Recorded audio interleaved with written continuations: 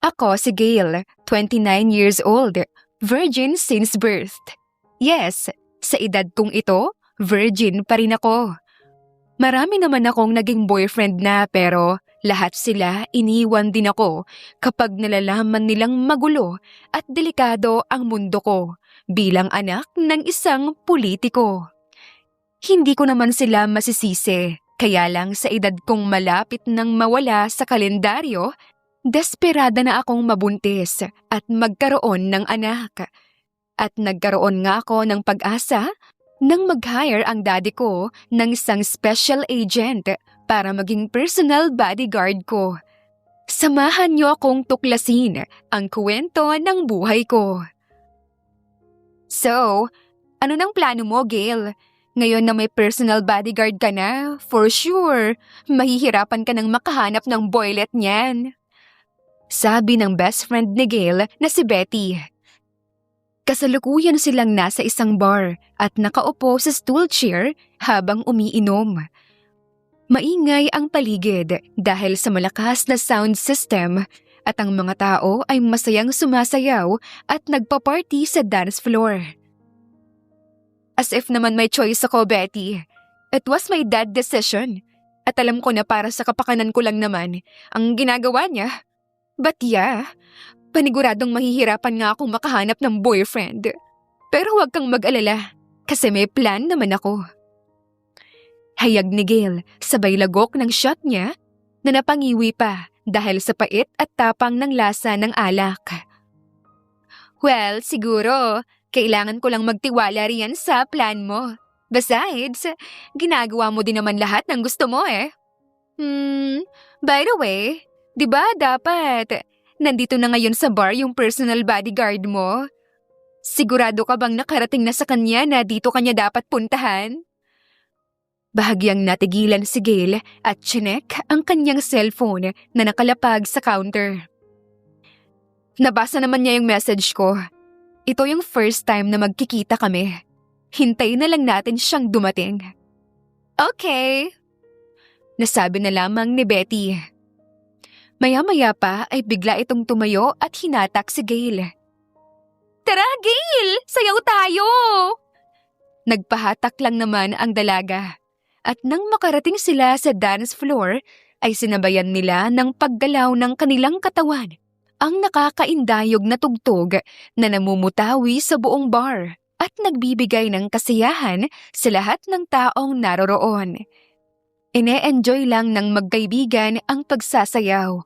Nang ilang sandali pa, ay biglang may lalaking lumapit kay Gail at sinunggaban ang pagkakataon para nga hipuan ang hita nito, dahilan kaya't napatigil sa pagsasayaw ang dalaga, dala ng pagkagulat. Bastos ka ha! Singhal niya sa lalaki nang harapin niya ito. Nang sandaling iyon, napatigil na rin si Betty sa pagsasayaw. Miss, ano bang problema mo? At talagang nagmamaang-maangan ka pa? Hinipuan mo ko at huwag kang magdenay-denay dyan kasi naramdaman ko yung kamay mo sa hita ko. At alam kong intentional yon. Napangisi ang lalaki, sabay tingin ng malagkit sa dalaga. Kunwari ka pa. Gusto mo rin namang mabastos. Kaya ka nga nandito sa bar eh. At kaya ganyan yung suot mo, di ba? Kasi gusto mong makakuha ng atensyon ng mga lalaki. Kaya huwag ka nang magpakipot. Dahil sa sinabing iyon ng lalaki, ay nagpantig ang mga tenga ni Gail kung kaya't isang malakas na sampal ang binigay niya sa pisngi ng lalaki. Nawala ang ngisi sa mukha ng lalaki at napalitan iyon ng galit dahil sampal na natamo nito. Nang balak na nitong gumanti ng sampal, ay isang kamay ang siyang biglang sumulpot at pumigil dito na siya nilang ikinagulat. Pre, mahiya ka naman. Balak mong gumanti sa babae. Ikalalaki mong tao. Alam mo ba na hindi dapat sinasaktan ng mga babae, kundi minamahal? Sino ka ba ha? Bakit ka ba nakikialam sa business ng ibang tao?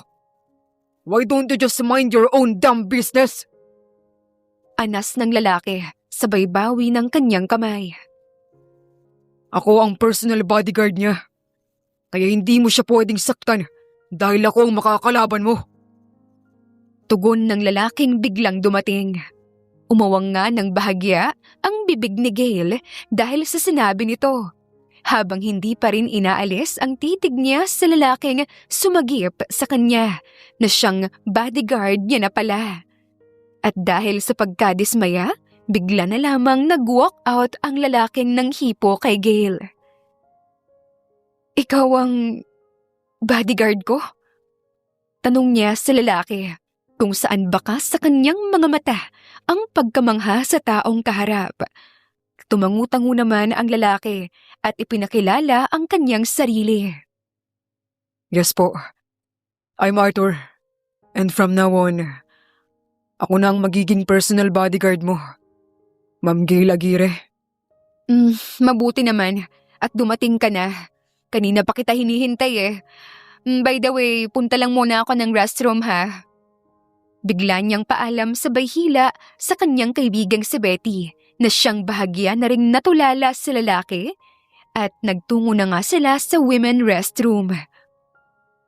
Wow! So yun pala yung personal bodyguard mo? Gail, ang gwapo ah! Reaksyon nga ni Betty na tila ba kanina pa niya iyon gustong ibulalas at nagpigil lamang siya ng kanyang sarili. Matangkad, matipuno, gwapo at mukhang misteryoso. Pasado siya, Betty! Bulalas ni Gail na may ngiti sa mga labi. Ha? Pasado saan? Pasado sa taste ko para maging tatay ng magiging anak ko. Ha? Ano? Don't tell me, binabalak mong gawing boyfriend mo yung personal bodyguard at gawing asawa para maging tatay ng mga anak mo? Hindi yan ang plano ko, Betty. Alam mo naman na desperada na talaga akong magkaroon ng anak, di ba? Lalo na't malapit nang mawala sa kalendaryo yung edad ko. Ayoko namang tumandang virgin at walang anak.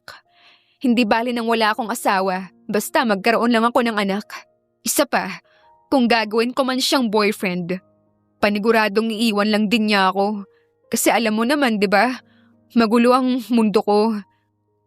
So, anong plano mo? Maganda ang lahi niya. So I want him to be the father of my child. Doon, ibinahagi nga ni Gail ang plano niya sa kanyang kaibigan. Kung kaya't paglabas nila ng restroom ay kaagad na nag-order ng isang shot si Gail at palihim niyang nilagyan iyon ng kung anong powder drug bago nilapitan ang kanyang personal bodyguard na si Arthur na siyang nakatayo lamang sa isang sulok. Here, shots ka muna. Alok ni Gail sa lalaki, sabay abot ng hawak niyang maliit na baso na naglalaman ng alak.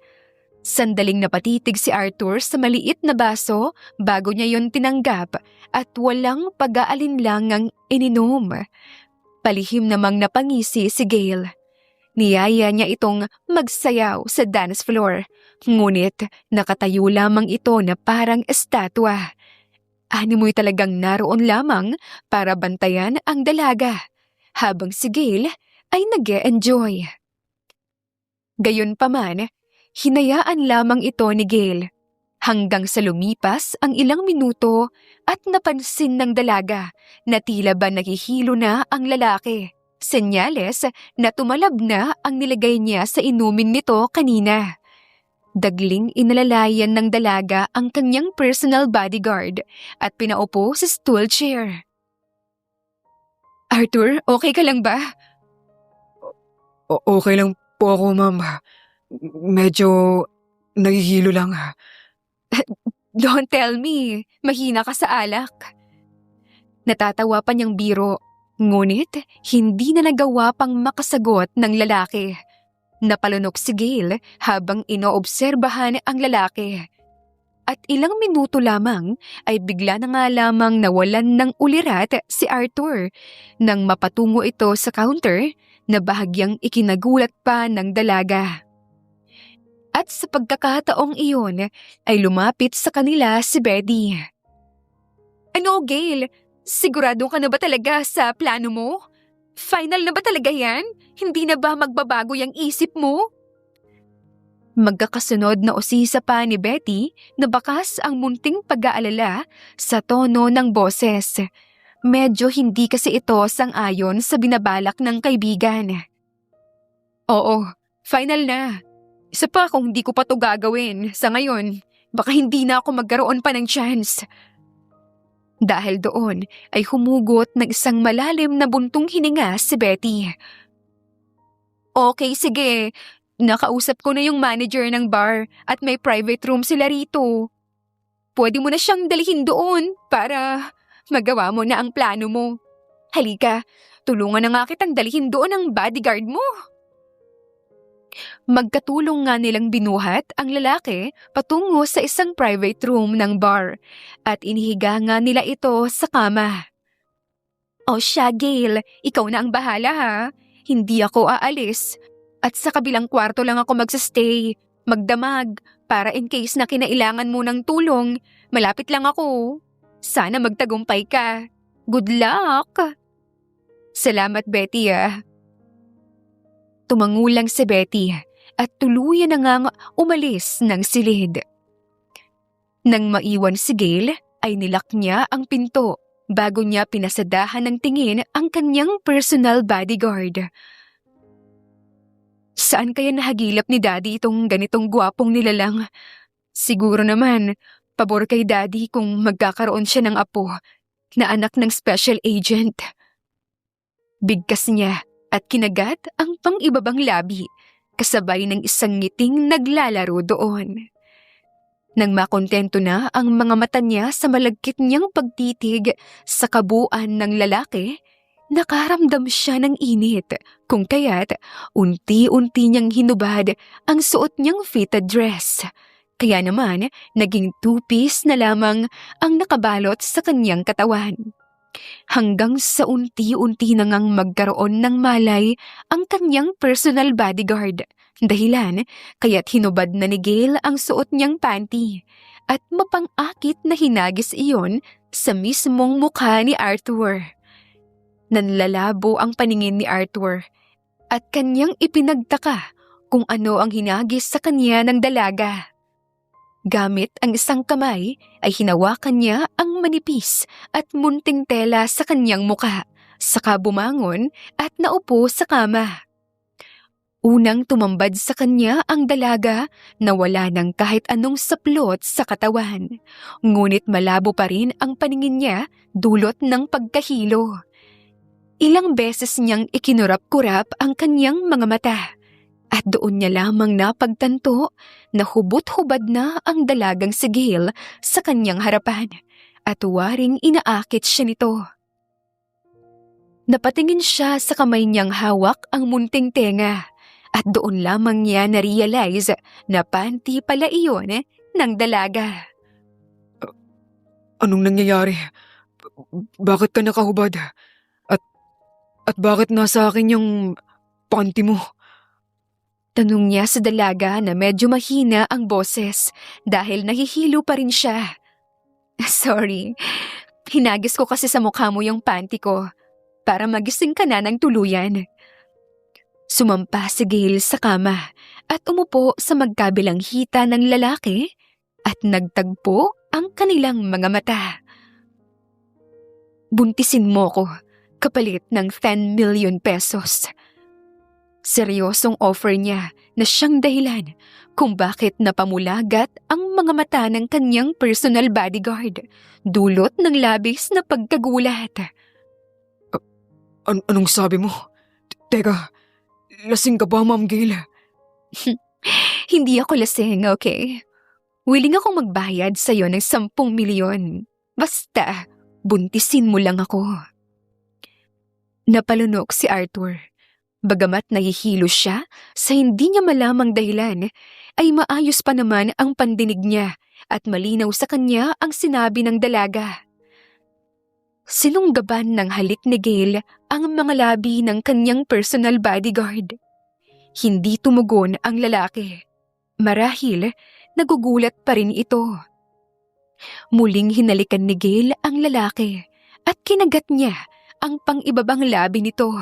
At dahil doon ay tila ba may kung anong nabuhay sa buong sistema ni Arthur na naging rason para tumugon siya sa halik ng dalaga.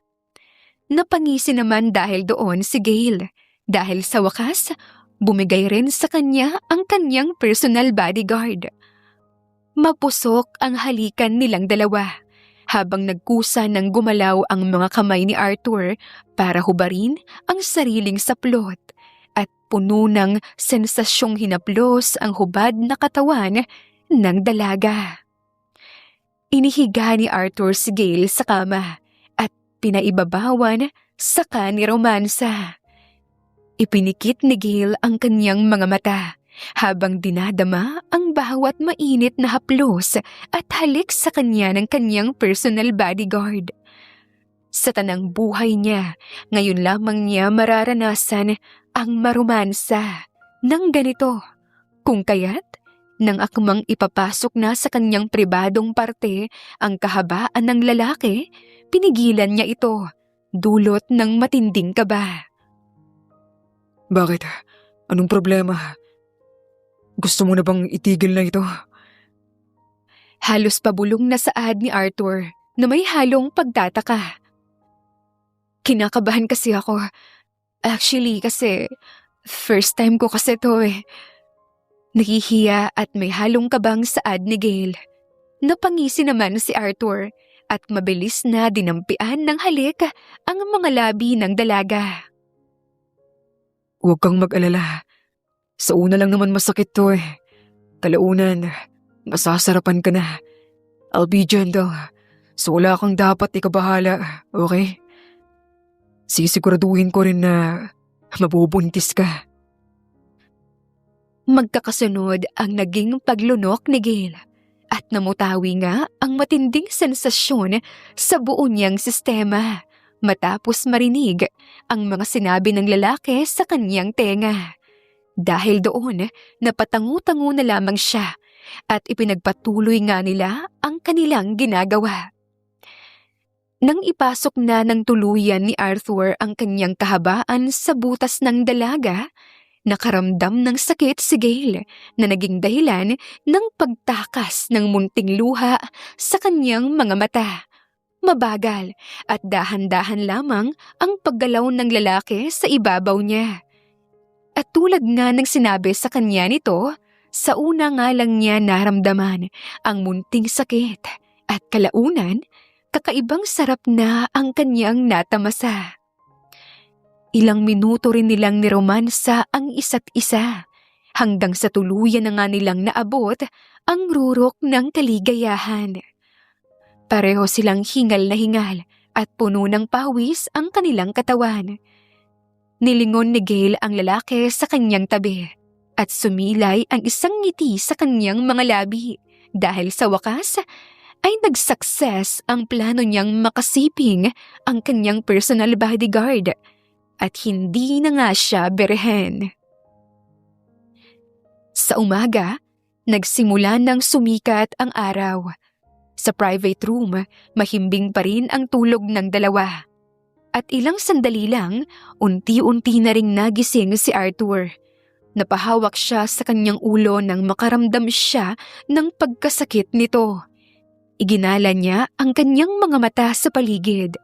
At nang dumako ang tingin niya sa dalagang natutulog sa kanyang tabi, ay dahan-dahang namilog ang kanyang mga mata. Ano nangyari kagabi? Bulalas niya sa hangin at pilit nga niyang inalala ang naganap. Dahil sa lakas ng boses niya, nagising si Gail. Kung saan ang unang tumambad dito ay ang kanyang personal bodyguard na kasalukuyang sinasabunutan ang sariling buhok. Nabatid nga kaagad ng dalaga kung anong pwedeng maging rason para nga mamroblema ng ganoon ang lalaki. At napangisi siya nang maalala niya ang nangyari sa kanila. Alam mo, I didn't expect na magaling ka pala sa kama. Nasatisfy mo ako. Napunta nga ang atensyon ni Arthur sa dalaga nang magsalita ito. Ma'am Gail, pasensya na po kayo sa nangyari at sana mapatawad mo ako Kung napagsamantalahan man kita kagabi, I swear, hindi ko rin po talaga alam kung anong pumasok sa isip ko at hindi ko na nakontrol ang sarili ko.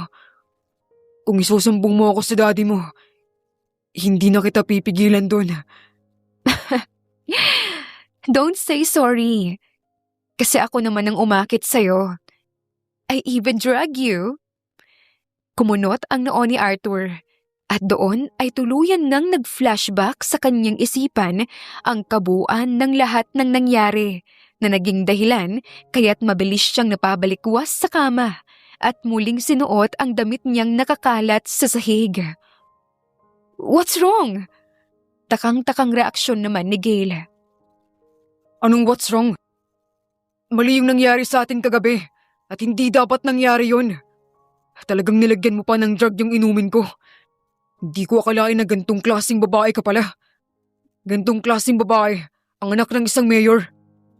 Masyado pa namang mataas ang tingin ko sa'yo noong una. Dahil yun ang inaakala ko. Pero mali pala ako. Anas niya habang mabilis niyang sinusuot ang sinturon ng kanyang pantalon. Umikot ang mga mata ni Gail dahil sa mga salitang binitawan ng lalaki. Kung makapagsalita ka naman, akala mo ang linis mo? Bakit? Ginusto mo rin naman, di ba, yung nangyari sa atin kagabi? Sabi mo nga, hindi mo nakontrol ang sarili mo kasi nagpaakit ka sa akin. Buwelta ni Gail nang bumangon na rin siya para muli ring isuot ang mga damit niya. Hihintay na lang po kita sa kotse mo, ma'am. Matigas na saad ni Arthur. Sabay labas ng kwarto, napadabog pa ang pagsara ng pinto. Napabuntong hininga si Gail at napailing-iling.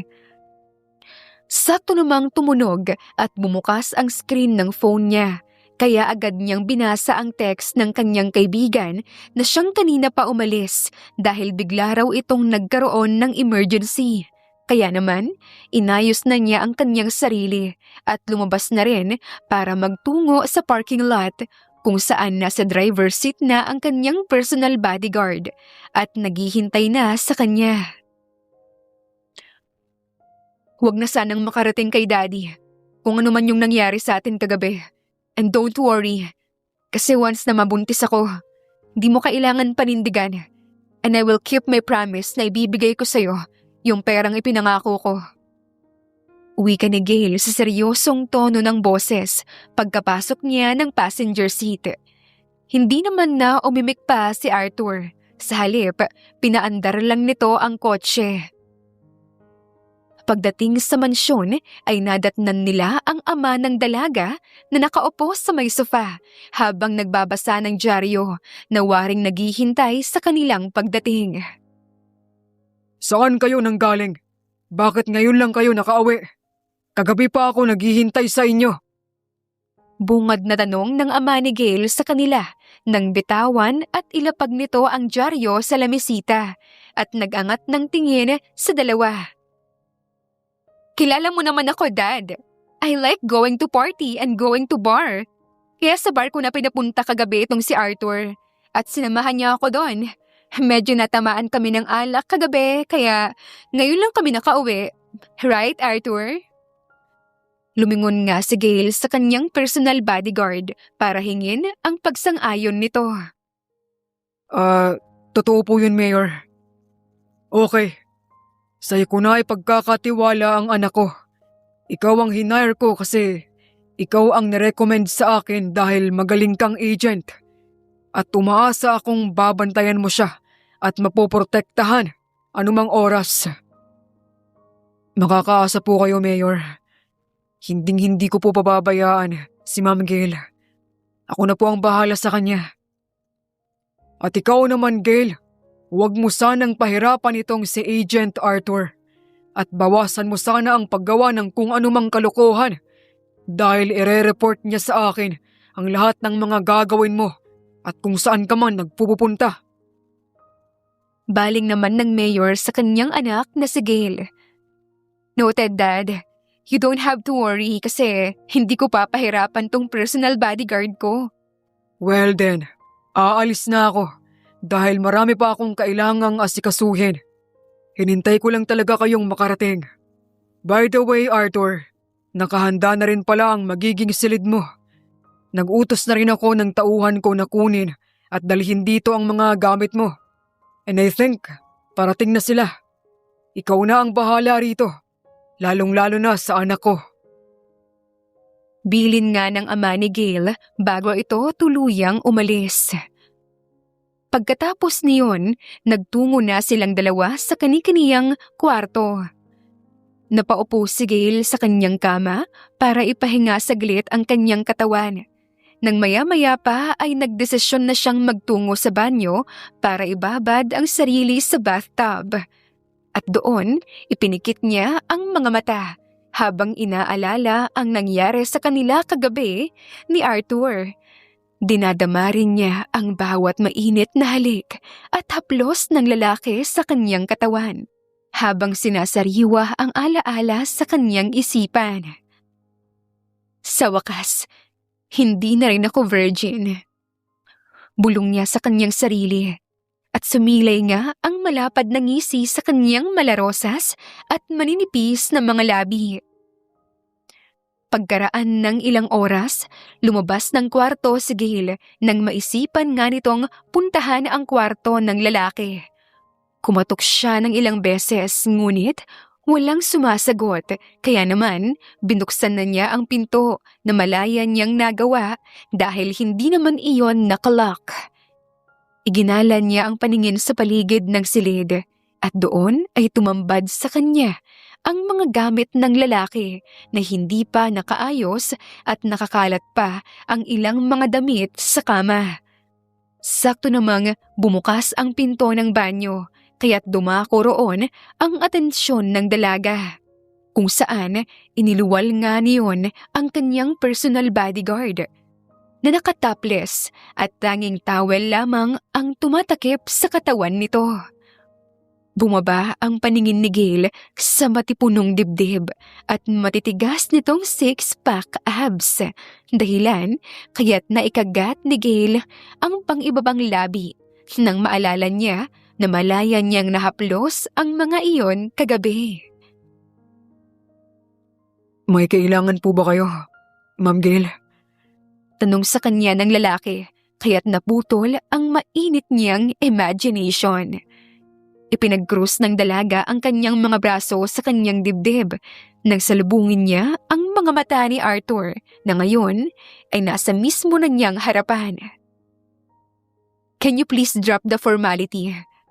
As far as I know, hindi naman nagkakalayo yung edad natin eh.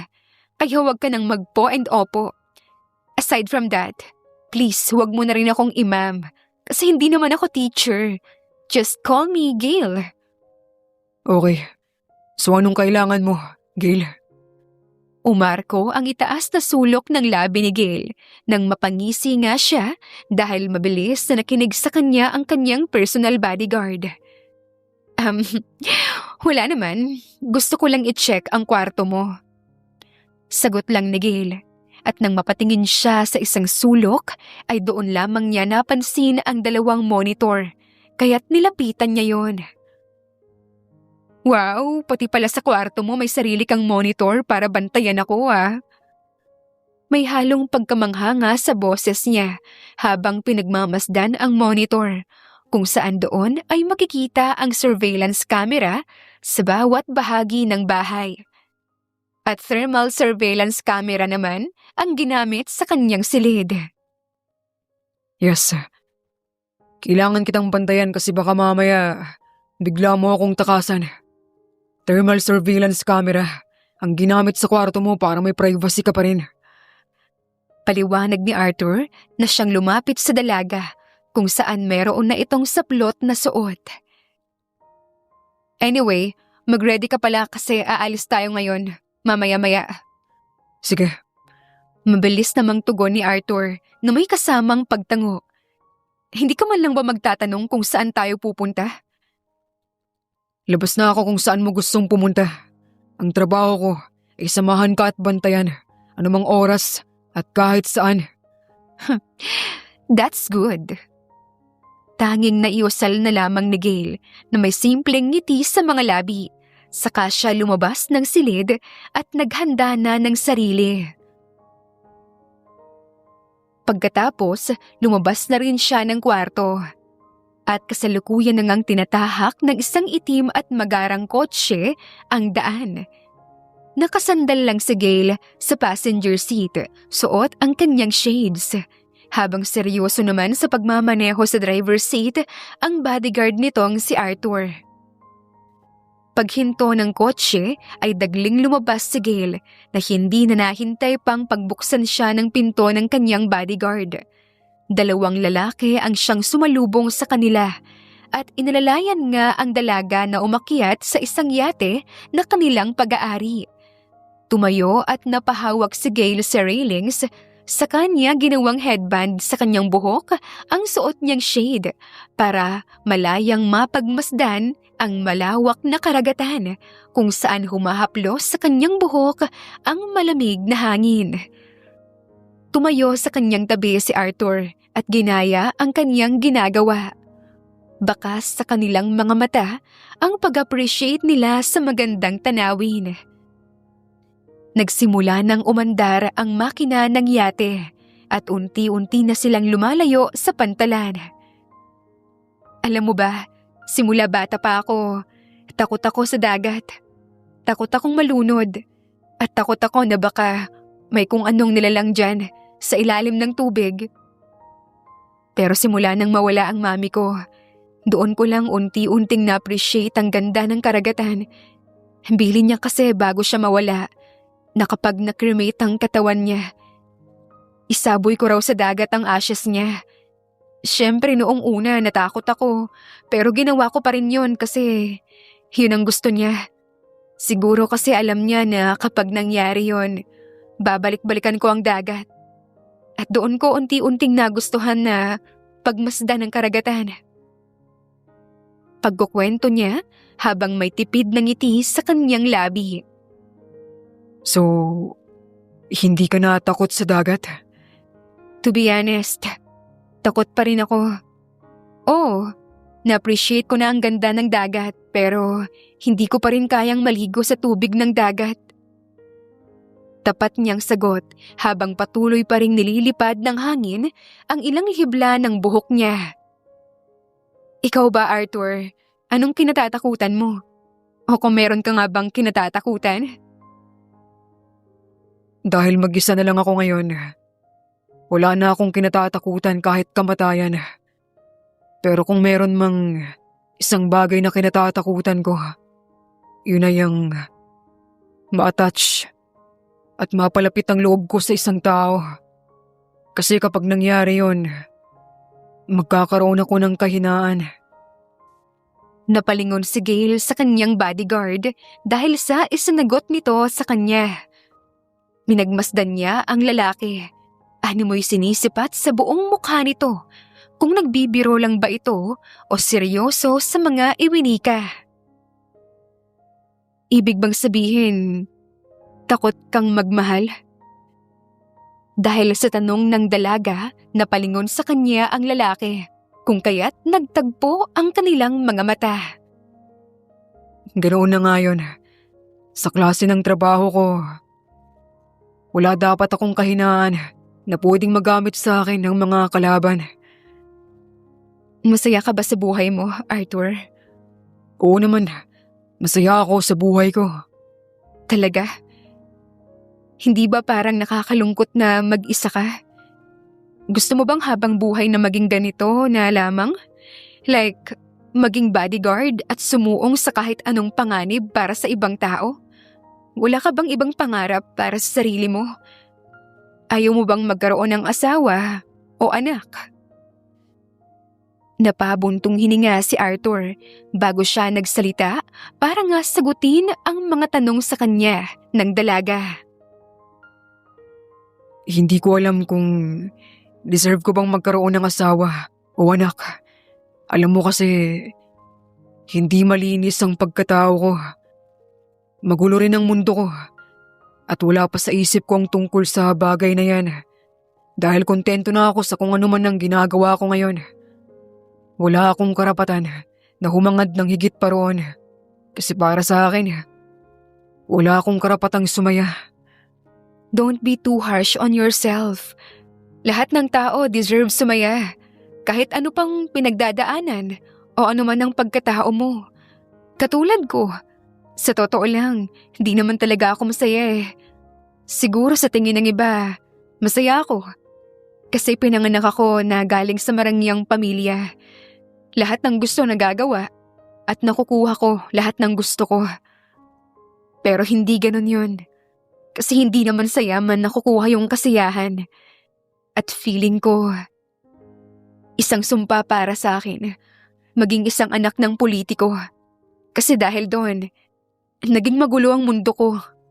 Pero syempre, may pangarap ako para sa sarili ko. Yun ay ang magkaroon ng anak. Pero bakit ako? Bakit ako ang napili mong bumuntis sa'yo? At bakit hindi? Pasok ka nga sa taste ko. Sigurado ako na kapag nabuntis mo ako, maganda o pogi ang magiging anak ko. Pero katulad nga ng sinabi ko sa'yo, hindi mo kailangan mag-alala kung sakaling mabuntis mo nga talaga ako. Kasi hindi mo naman ako kailangang panindigan. Hindi mo rin kailangan maging ama. Malaya kang mabubuhay na walang iniisip na responsibilidad. Saad niya kung saan hindi na nagawa pang makaimik pa ni Arthur. Patuloy nilang pinagmasdan ang malawak na karagatan habang binubusog ang kanilang mga mata ng mga magagandang tanawin. Namutawi rin ang galak sa kanilang mga mata nang makita nga nila ang paglubog ng araw. At inabot na nga sila ng gabi nang makabalik sila sa pantalan. Nagtungo sila sa isang malapit na hotel na pagmamay-ari rin ng pamilya ni Gail. At doon nga sila nagstay para nga palipasin ang gabi bago sila umuwi ng mansyon. Ngayon, kasalukuyan nang nagdi-dinner sa isang fancy restaurant ng hotel ang dalawa. Wala pa ring umiimik sa kanila na animoy pinapakiramdaman ang isa't isa.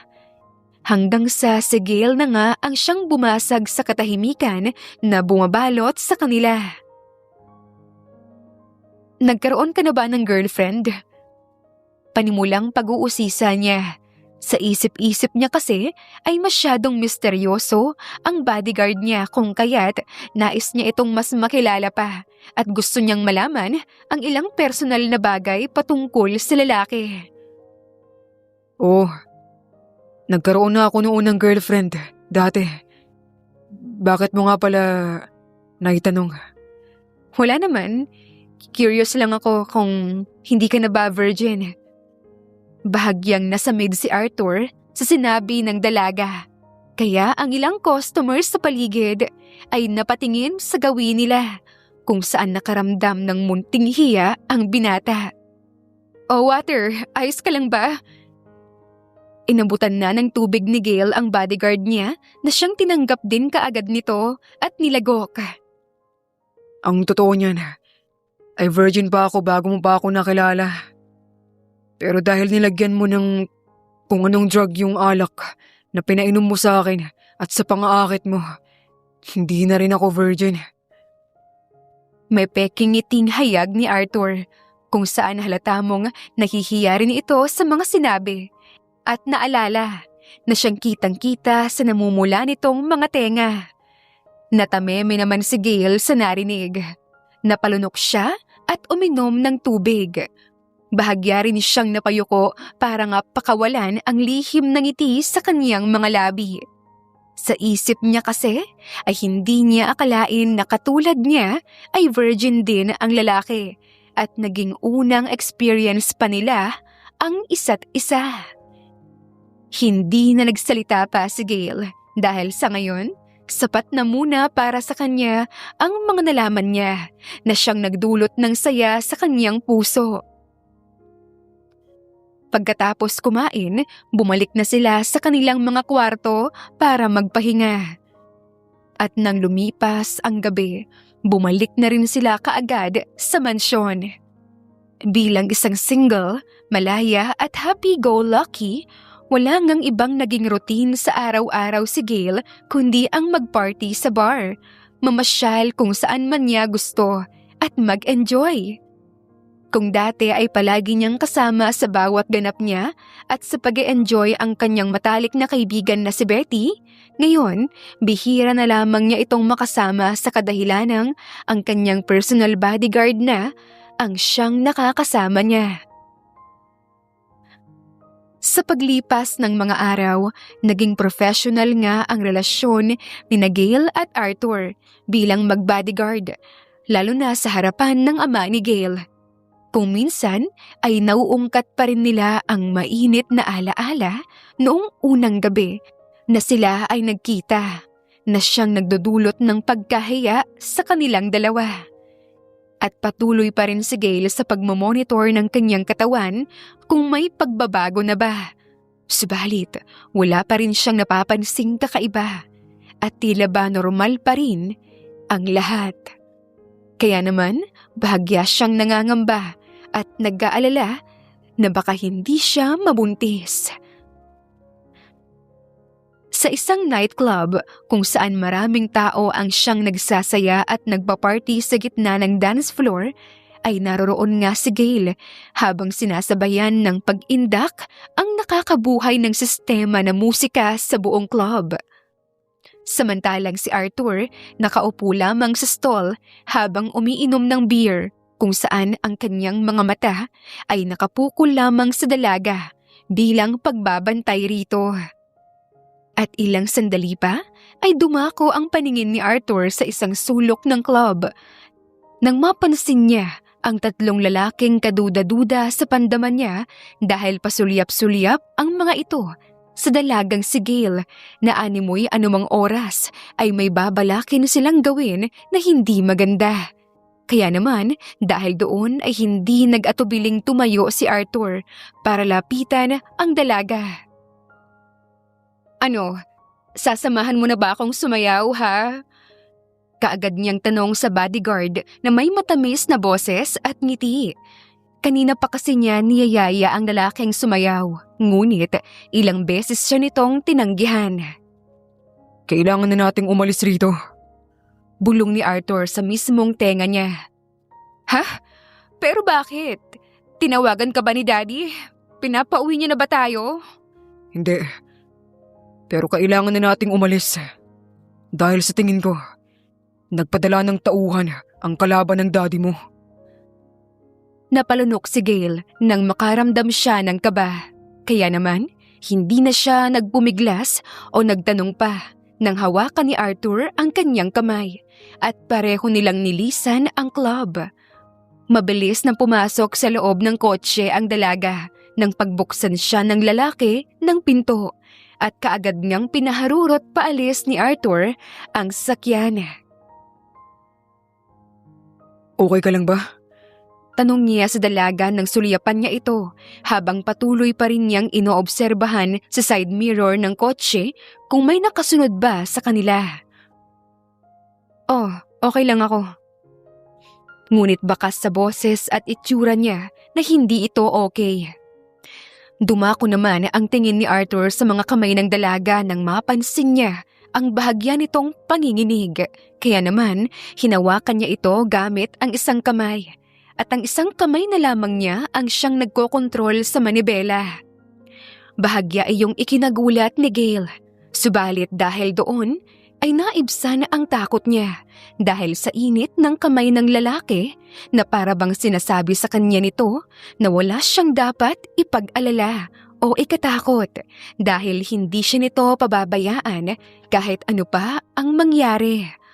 Ngunit ilang segundo lang ang lumipas ay biglang binitawan ni Arthur ang kamay ni Gail nang mapansin nga niya mula sa side mirror ng kotse ang sasakyan na siyang sumusunod sa kanila. Mabilis niyang pinaharurot ang kotse na siyang naging dahilan para muling manumbalik ang takot ni Gail. Hanggang sa bigla na lamang inihinto ng lalaki ang kotse sa isang tabi na siyang pinagtakhan ng dalaga. Bakit ka huminto? Anong nangyayari? Kinuha ni Arthur ang isang baril sa storage compartment na siyang tinago nito sa kanyang bewang bago niya hinarap ang dalaga. Kahit anong mangyari, dito ka lang sa loob ng kotse. at huwag kang lalabas. Malinaw ba yun? Namutawi ang pangamba sa buong sistema ni Gail. Ngunit kahit ganun, sinikap niyang tumango-tango bilang sagot sa lalaki. Sabilin nito sa kanya. Lumabas ng kotse si Arthur. Kasabay rin ng paglabas ng 3 lalaki mula sa kotseng siyang sumusunod sa kanila kanina pa.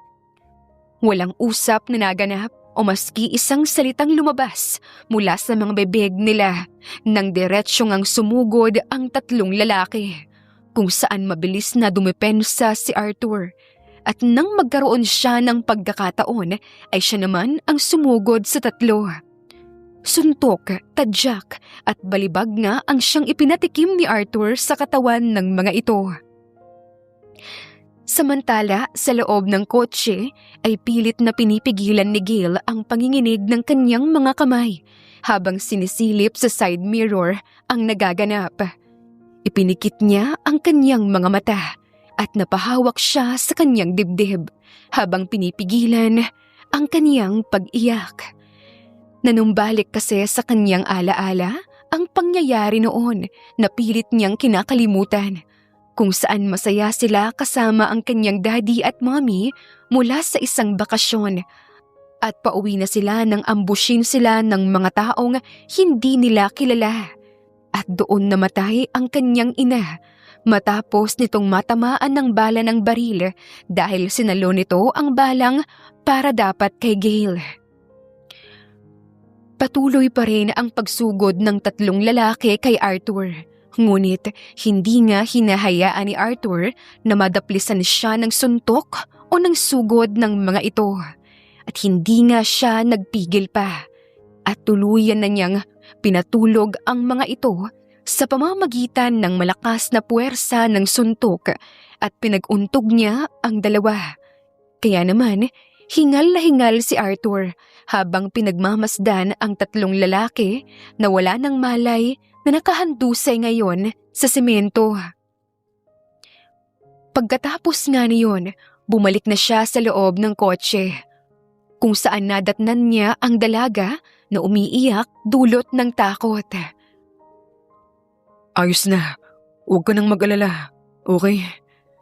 Pag-aalo niya sa dalaga nang yakapin niya ito. At nang kumalas siya sa yakap, hindi niya napigilan ang sariling halikan sa mga labi ang dalaga. Bahagya namang nabigla si Gail sa ginawa ng kanyang bodyguard. At nang mapagtanto ni Arthur ang kanyang ginawa, ay dagli niyang pinaghiwalay ang kanilang mga labi at sinimulan na niyang paandarin ang kotse. Gail, anak! Ayos ka lang ba? Ha? Puno ng pag-aalalang bungad ng ama ni Gail sa kanya nang umuwi ito kaagad sa mansyon matapos ngang i-report ni Arthur ang lahat ng nangyari. Ayos lang ako, Dad. Niyakap siya ng kanyang ama. Pagkatapos ay bumaling naman ito sa bodyguard ng kanyang anak. Salamat, Agent Arthur. Kasi hindi mo pinabayaan ang anak ko. Wala po yun, Mayor. Trabaho ko pong protektahan ang anak ninyo. Dad, magpapahinga na po muna ako. Pagod ang boses na paalam niya sa kanyang ama na siyang tinanguan lamang nito. Nagtungo si Gail sa kanyang silid. Siya ay nagbabad sa bathtub pagkatapos ay nagbihis. Napukol naman ang kanyang atensyon sa kalendar na malapit sa computer desk. Minomonitor niya rin kasi ang period niya. Sana hindi ako datnan. Sana mabuntis na ako.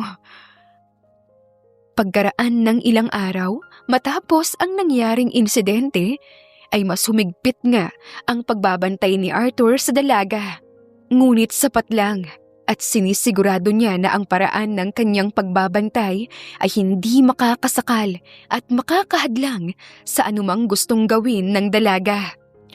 Bagamat minsan ay nag-e-enjoy rin siya kasama si Gail, ay nananatili pa rin siyang alerto sa kanilang paligid. Si Gail naman ay pinipilit kalimutan ang nangyari at patuloy pa ring ine-enjoy ang buhay. Oh, anong problema? Bakit ka huminto sa pagsasayaw? Puno ng pagtatakang usisa ni Arthur sa dalaga nang bigla na lamang itong bumalik sa pwesto nila mula sa dance floor. Bigla na lang kasi akong nahilo eh. Hindi pa naman ako gaanong umiinom. Nawala na rin ako sa mood kaya mabuti pa umuwi na lang siguro tayo. Sige. Walang pagdadalawang isip na hinawakan ni Arthur ang bewang ng dalaga para alalayan nga ito palabas ng bar. Pagka-uwi sa mansyon ay kaagad na nagtungo si Gail sa kwarto niya para humiga sa kama. Wala pa naman siyang masyadong ginagawa pero pakiramdam niya ay pagod na ang buo niyang katawan. Kaya naman, ipinahinga na lamang niya muna iyon. Kinaumagahan nang magising si Gail ay nakaramdam siya ng kung ano, dahilan kaya't dagli siyang tumakbo patungo sa banyo at dumuwal nga sa lababo. Mukhang magkakasakit pa yata ako. Nangihina niyang bigkas. Nagmumog siya sa kabahagyang inayos ang kanyang buhok bago lumabas ng kwarto para puntahan ang kanyang bodyguard sa silid nito. Nadatnan naman niya itong nakaupo habang binabantayan ang monitor. May kailangan ka? May gusto ka bang puntahan ngayon? Automatic namang sumilay ang matamis na ngiti sa labi ni Gail sa itinanong sa kanya ng bodyguard sa malambing na boses. Kabisado na kasi siya ng lalaki na sa tuwing pupuntahan niya ito sa kwarto ay batid na agad nito na aalis sila. Ngunit ng mga sandaling iyon ay umiling-iling ang dalaga. Hindi tayo aalis. Gusto ko kasing magpahinga dahil pakiramdam ko magkakasakit ako. Ang totoo niyan, hindi ko rin talaga alam kung bakit ako nagpunta rito. Siguro kasi namiss kita. Napakunot ng noo si Arthur, ngunit animoy nagpipigil ng ngiti. At bakit mo naman ako mamimiss, Aber? Hindi ko rin alam. Basta gusto ko lang na makita ka. Siya nga pala, since hindi naman tayo aalis ngayon dahil magpapahinga ako, gusto kong gawin mo kung anong mga gusto mong gawin. Pwede kang umalis kung gusto mo. Isipin mo na lang na day off mo to. Well, sorry kasi hindi ko pwedeng gawin yung mga sinabi mo. Ha? Bakit naman? Kasi ang daddy mo ang nag-hire sa akin dito. Which means siya lamang ang nagpapasahod sa akin. Kaya siya lang din ang may karapatan na magsabi sa akin kung kailan ako magdi-day off. Okay, ikaw bahala. Maya-maya lang ay akmang paalis na ito nang bigla itong bumalik at lumapit si lalaki. Napuno naman ng pagtataka si Arthur nang bigla na lamang siyang singhot-singhutin ng dalaga. Pilit pa siyang umatras lalo na nang amuyin din nito ang kanyang leeg. Teka, anong ginagawa mo? Gustong-gusto ko kasi yung amoy ng pabango mo eh. Alam mo yun, nakaka-addict sa ilong. Ha? Sa tagal na nating nagkakasama, ngayon mo lang napansin ang pabango ko. Ayos ka lang ba? Para kang buntis ah. Alam mo ba yun? Kulang na lang paglihian mo ako. Natatawang komento ni Arthur. Natigilan naman si Gail dahil sa narinig. Ilang segundo siyang napakurap-kurap habang pinoproseso sa kanyang utak ang mga sinabi ng lalaki. At ilang sandali pa, bigla na lamang itong tumakbo palabas na halos liparin na ang hallway patungo sa kanyang kwarto. Naiwan namang puno ng pagtataka ang mukha ni Arthur, ngunit natawa na lamang ito at muling humarap sa monitor para bantayan ang dalaga sa pamamagitan ng surveillance camera.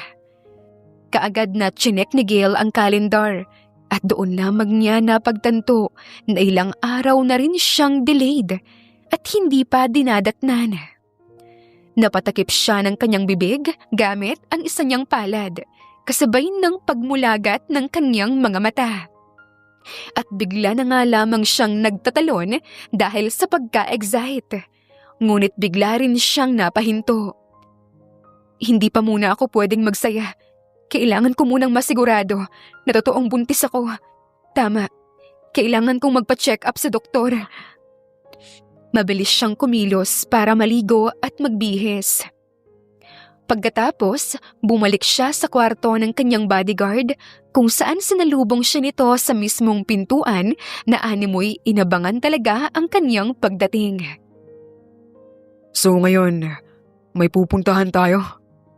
Tumangu-tangu lang naman si Gail bilang tugon sa kahinila ang lalaki palabas ng mansyon. Saan naman tayo pupunta ngayon? Sa bar?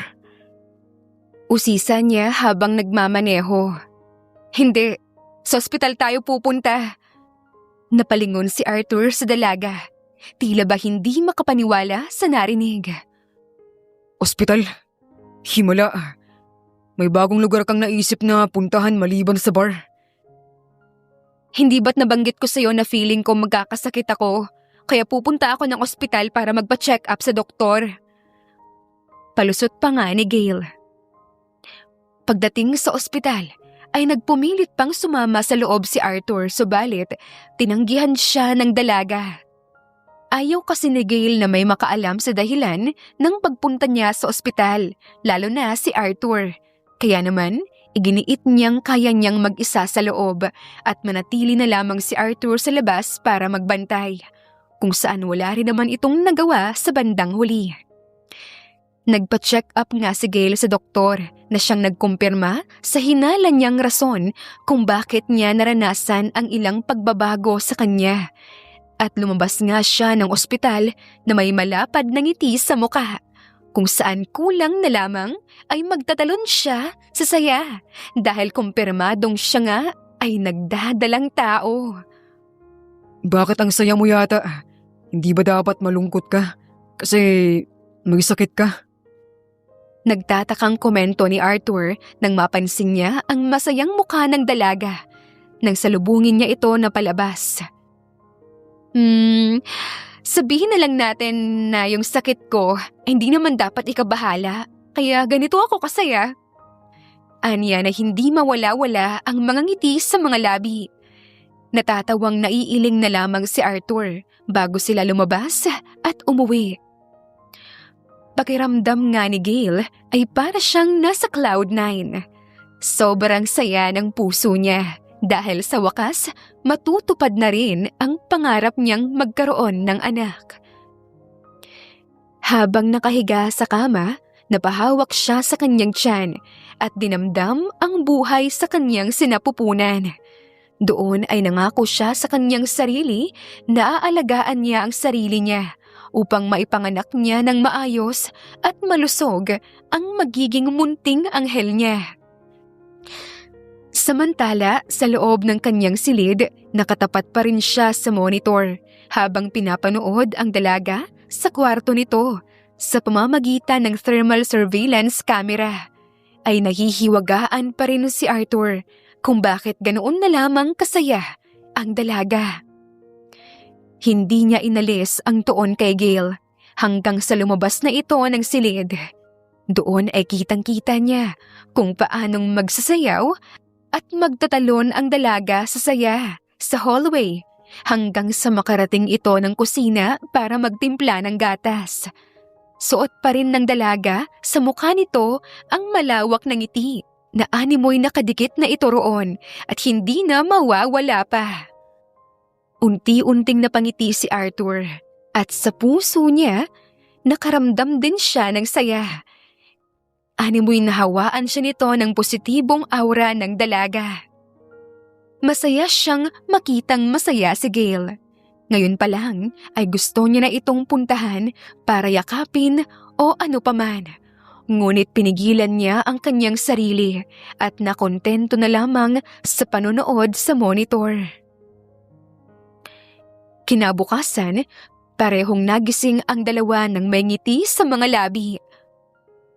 Pagkabangon ay kaagad na nag-ayos ng sarili si Gail at nagtungo sa kusina para maghanda ng almusal na siyang nakalagay sa tray at dinala nga niya sa kwarto ng binata.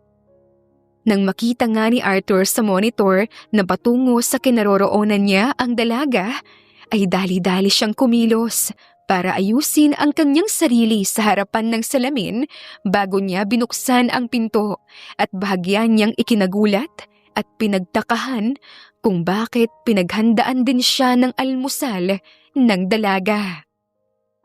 "Uy, halika! Breakfast tayo!" Magiliw niyang alok. Bago nito nilapag sa kama ang dalang tray ng pagkain. Anong meron? Wala naman. Magbe-breakfast lang naman tayong dalawa. Bakit? Masama ba? Nilapitan at hinawakan ni Arthur ang noo ng dalaga gamit ang likuran ng kanyang palad na siyang ikinumpara niya sa kanyang sariling noo. Mukha ka namang walang sakit. Pero nakakapanibago lahat ng ito. Ano ka ba, Arthur? Normal lang naman to eh. Sabihin na lang natin na kaya kita pinaghandaan ng breakfast ay dahil thankful ako sa'yo. Kasi nariyan ka bilang bodyguard ko at hindi mo talaga ako pinababayaan. Totoo naman ang sinabi niya, ngunit ang pinakarason ay labis siyang nagpapasalamat dito sapagkat ito ang naging susi para matupad ang pangarap niyang mabuntis. Tara, kumain na tayo. Magkasalo nga silang dalawang kumain ng almusal. Nang araw nga na iyon ay magkasama lamang ang dalawa sa silid ng lalaki. Kung ano-ano ang pinag-usapan nila patungkol sa mga personal nilang buhay. May mga kwento rin si Arthur na siyang labis na nagpatawa sa dalaga kung kaya't nahampas siya nito sa tuwa. Hanggang sa maungkat at mapunta nga ang usapan nila sa mainit na gabi nila noon. Pareho silang napalunok nang maalala ang gabing iyon. Ngunit tila ba hindi na kayang magpigil pa ng sarili si Arthur. Bumaba ang tingin nito sa mga labi ng dalaga at unti-unti niyang inilapit ang kanyang muka para halikan ito. Hindi nagawang umangal ni Gail. Sa halip, mabilis niyang tinugunan ng halik ang lalaki. Nagsimula sila sa marahan at puno ng damdamin sa kanilang halikan.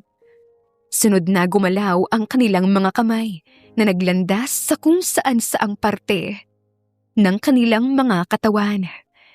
Inangat ni Arthur ang suot na dress ng dalaga, paangat sa hita nito upang mahawakan niya ang panty ni Gail at siya ang magkusang humubad nito na inihagis lamang niya sa sahig. Namutawi ang init sa katawan ng dalaga sa ginagawa sa kanya ng lalaki. Para na naman siyang nababaliw sa bawat halik at haplos nito sa kanya. At ngayon, ramdam niya ang pagkakaiba kumpara sa unang gabing may nangyari sa kanilang dalawa. Si Gail naman ang nagkusang humubad sa suot na t-shirt ng lalaki at siya naman ang humalik sa leeg nito. Napasinghap si Arthur habang nararamdaman ang dila at mga labi ng dalaga sa kanyang matipunong katawan. Tila ba nag-aalab ang apoy sa kanilang sistema at kasabay niyon ay ang pagtibok ng mabilis ng kanilang mga puso. Muli nilang sinakop ang mga labi ng isa't isa. Marahang inihiga ni Arthur ang dalaga sa kama nang bigla namang may kumatok sa pinto na siyang nagpatigil sa kanilang dalawa. Parehong napamulagat ang kanilang mga mata at ilang segundo lang nang muling may kumatok ay mabilis silang naghiwalay. Inayos ni Gail ang suot niya habang muli namang isinuot ni Arthur ang t-shirt niya. Nagtago ang dalaga sa likuran ng pinto at nagtungo naman si Arthur sa pinto para buksan ito. Ngunit bago yun, napansin niya ang panty ng dalaga na siyang naapakan niya pa sa sahig na dali-dali niyang dinampot at basta na lamang inilagay sa bulsa ng pants niya. Pagkabukas ng pinto, bumungad sa kanya ang ama ni Gail dahilan kaya bahagya siyang nakaramdam ng kaba. Mayor, ano pong kailangan ninyo? Gusto lang kitang kamustahin. Alam kong mahirap i-handle ang anak ko At ngayon ay wala naman akong gagawin kaya gusto kong bigyan ka ng day off. At ako na muna ang bahalang sumama kay Gail dahil alam kong kailangan mo ring bigyan ng oras ang sarili mo. Mayor, ayos lang naman po ako. Hindi rin naman po mahirap i-handle ang anak nyo at bantayan. Salamat po sa pagbibigay ng consideration. Pero okay lang naman po ako at hindi ko naman po kailangan ng day off. Huwag kang mag-alala, may bayad pa rin naman ang day off mo. Ayos lang po talaga ako, Mayor. Kahit naman po kasi hindi mag-day off, ay wala din naman akong gagawin at pupuntahan. Sigurado ka ba? Tumangutango naman si Arthur bilang sagot. Desididong tanggihan ang offer sa kanya ng mayor. O sige, ikaw ang bahala. O siya, maiwan na muna kita. Pasensya na sa istorbo. Akma nga alis na ito nang bigla naman itong matigilan dahil sa napansin. Napunta lang naman ang kanyang atensyon sa bulsa ni Arthur, kung saan nakalitaw ang kulay pulang tela. Teka, ano yung nasa bulsa mo? Underwear ba yan? Namilog ang mga mata ni Arthur sa pagkagulat. Napatingin siya sa bulsa niya at napagtanto niyang iyon ang panty ng dalaga, kaya't dali-dali niya na iyong isinuksok sa loob ng kanyang bulsa. Hindi po, Mayor. Panyo ko po ito. Ganoon ba? Kakaiba ang panyo mo Manipis. Sige, maiwan na kita. Pwede mo na ulit ituloy kung ano man ang ginagawa mo. Pasensya na muli sa istorbo. May kahulugang wika ng ama ni Gail bago ito tuluyang umalis. Namula naman ang mga tenga ni Arthur at napakamot siya sa kanyang batok nang makaramdam siya ng hiya. At bago nga niya isinara ang pinto, sinigurado na muna niya na nakaalis na talaga ang mayor. Nilak niya ang pinto at nilapitan ang dalaga para hapitin ang bewang nito palapit sa kanya. Ikaw naman kasi, bakit mo ba kasi nilagay sa bulsa mo yung panty ko? Muntik ba tuloy tayong mahuli? Natatawang reaksyon niya nang ipalibot niya ang braso niya sa batok ng lalaki. Kinabahan kasi talaga ako kanina. So, paano? Pwede na ba nating ituloy? Tumangutango lang si Gail bilang pagpayag. Muli nilang inangkin ang labi ng isa't isa. Hindi na rin pinatagal pa ni Arthur at tuluyan niya nang hinubad ang natitirang saplot ng dalaga. Sa kanya ito inihiga sa kama at pinaibabawan habang ang kanyang alaga ay galit na. Minasahe ni Arthur at sinipsip na parang sanggol ang magkabilang dibdib ni Gail. Hanggang sa unti-unti na nga niyang ipinasok ang kanyang alaga sa perlas nito at pareho silang nagpakawala ng mga malalakas na ungol habang inaangkin ang isa't isa.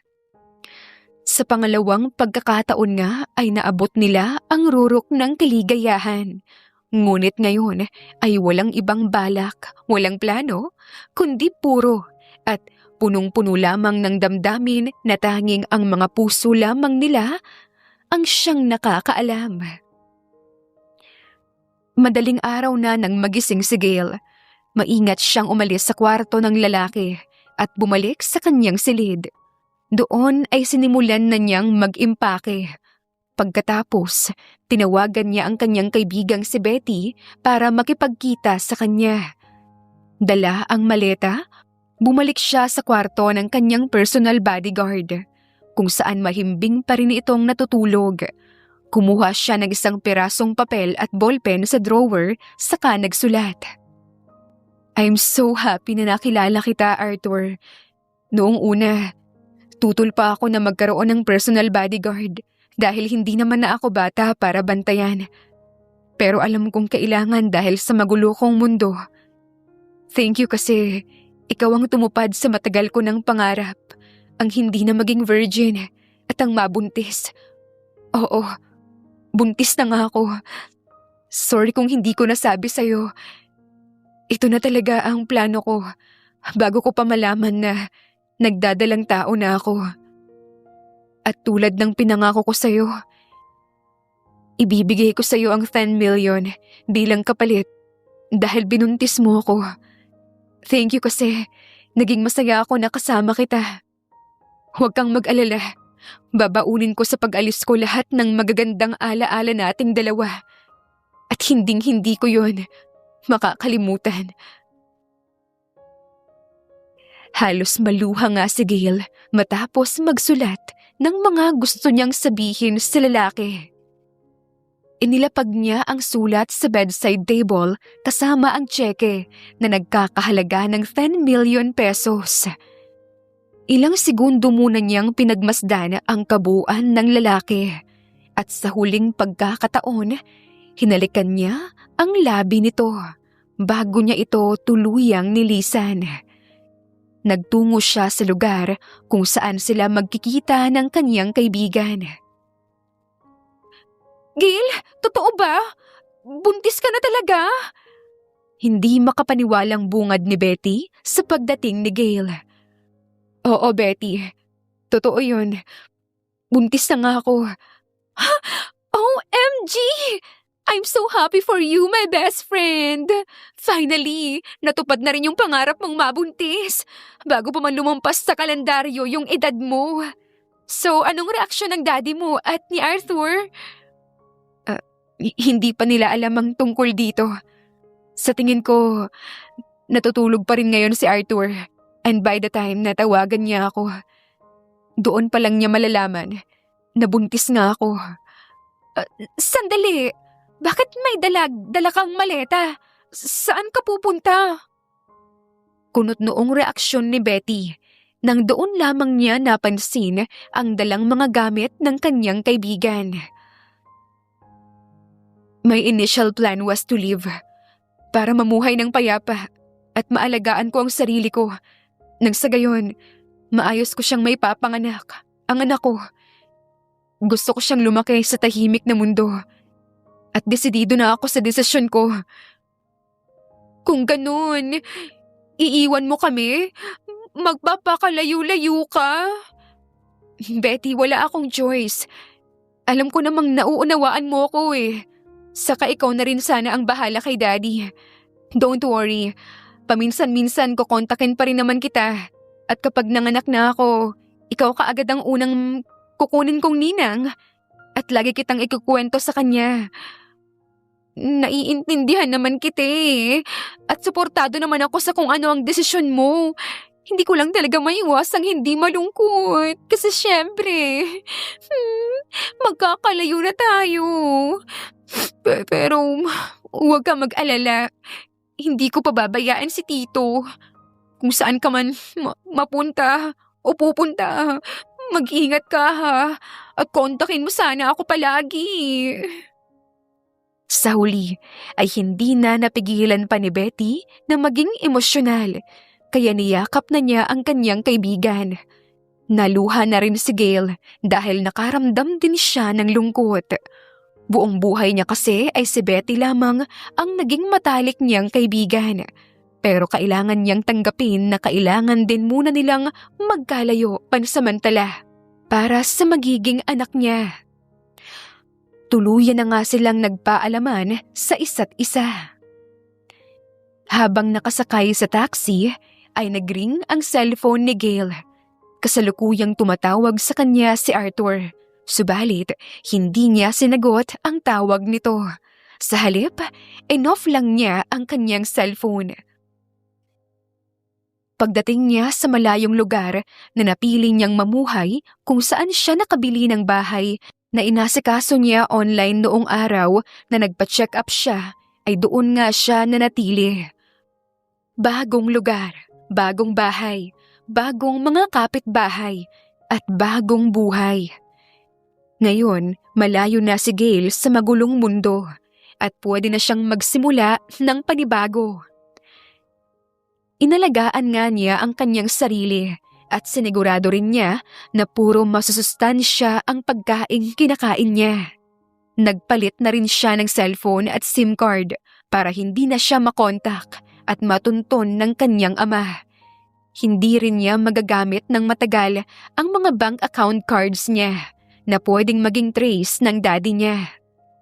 Sapagkat nag-secure na siya ng malaking cash sa bangko bago pa man siya nakalipat at nakalayo.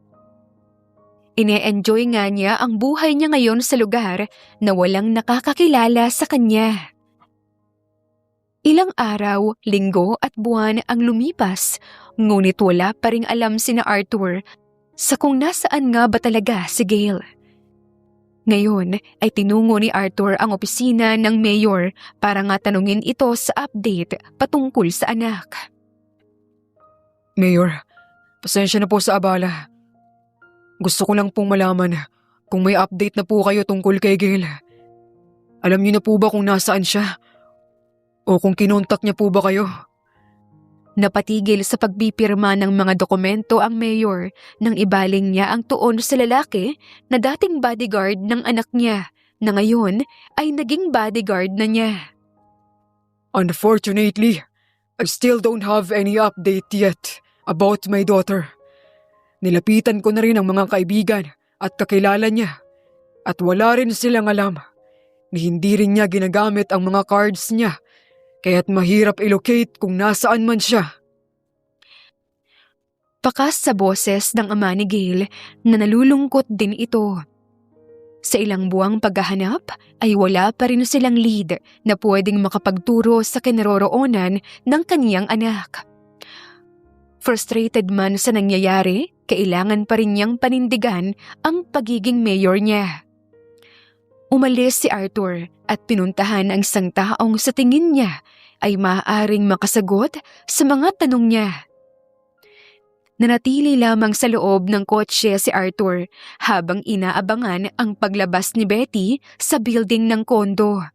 At nang matanaw niya nga ito, ay dali-dali siyang lumabas para lapitan ang dalaga at hilain patungo sa kanyang kotse. Arthur? Anong ginagawa mo rito? Gulat na reaksyon ni Betty. Gusto ko lang sagutin ang mga tanong ko. Seryosong hayag ni Arthur na batid ang pagkadesperado sa boses niya. Kung tungkol kay Gail ang mga itatanong mo, pasensya na. Pero kasi wala rin talaga akong alam kung nasaan siya. Akmang lalabas na ng kotse si Betty nang mabilis siyang pigilan ni Arthur. Pakiusap, Betty. Sabihin mo sa akin kung anong alam mo tungkol kay Gail. Pagsusumamo pa niya. Nakaramdam ng awa si Betty nang makita niya sa mga mata ng lalaki ang lungkot. To be honest, wala talaga akong alam kung nasaan si Gail. Ni hindi pa nga niya ako kinokontak. Nag-aalala na rin talaga ako sa kanya eh. Hindi niya kasi sinabi sa akin kung saan siya pupunta at nirerespeto ko yung desisyon niya. Gusto lang niyang mamuhay sa malayo, sa tahimik na lugar, para doon ipanganak ang magiging anak niya. Naiintindihan ko siya. Isa pa, gusto lang talaga niya ng anak. Hindi ko alam kung nabanggit ba niya sa'yo pero natatakot siyang kapag nagmahal siya. Iiwan lang din siya katulad ng mga lalaking minahal niya noon. Pero kalaunan, iniwan din siya dahil magulo ang mundo niya. Gusto lang maging masaya ng kaibigan ko. At kung ang pagkakaroon ng anak ang magiging kasiyahan niya at ang mamuhay ng payapa na malayo sa gulo, hahayaan ko siya. At umaasa rin ako na balang araw, kukontakin niya ako, pati na rin kayo. Pasensya ka na talaga, Arthur. Wala talaga akong alam eh. Kung sakali mang kontakin niya ako, pangako, huwag kang mag-alala kasi sasabihan kita kaagad. Sige, salamat. Tanging nasabi na lamang ni Arthur at nagbigay iyon ng hudyat kay Betty na pwede na itong umalis kaya't lumabas na siya ng kotse. Sunod-sunod ang naging pagbuntong hininga ni Arthur bago niya pinaharurot ng mabilis ang kotse. Bumalik siya sa opisina para kausapin ang mayor. Mayor, may kailangan po kayong malaman tungkol sa anak ninyo. Ano yon? Kaya po umalis at nagpakalayo-layo si Gail Dahil buntis po siya at gusto niya pong mamuhay kasama ang magiging anak namin sa payapang lugar na malayo sa gulo. Ano? Bulalas ng mayor nang mapatayo ito mula sa kinauupuan. Namin? Kung ganon, ikaw ang nakabuntis sa anak ko, ha? Anong ginawa mo sa kanya? May kinalaman ka ba kung bakit niya piniling lumayo? Sinaktan mo ba siya? Galit na bulalas ng mayor nang lapitan at kwelyuhan niya ang bodyguard niya. Wala po akong ginagawa, Mayor. Paggising ko wala na po siya at nabasa ko na lang yung sulat na iniwan niya para sa akin. Pasensya na po, Mayor, kung ngayon ko lang po nasabi sa inyo. Unti-unting binitawan ng mayor ang lalaki at nagpakawala ng isang malalim na buntong hininga. Kailan pa nagsimula ang relasyon ninyong dalawa? Una pa lang po kaming nagkita. May nangyari na po sa amin. Napalunok ang mayor. Animoy nabigla sa kanyang nalaman. Sabihin mo, balak mo bang panindigan ang anak ko at ang apo ko? Opo, Mayor. Yun naman po talaga ang gusto ko at balak ko nung una. Pero kasi hindi ko po alam na buntis po siya. Nagpamewang ang mayor at muling naupo sa kanyang swivel chair sa kasumandal at malalim na nag-isip. Pagkatapos ng tagpong iyon, nagtungo si Arthur sa dagat habang sinasariwa ang alaala nila noon ni Gail. Miss na miss niya na ito. Kahit saan siya tumingin, si Gail lamang ang nakikita niya na kung minsan pati ibang tao na pagkakamalan na niya.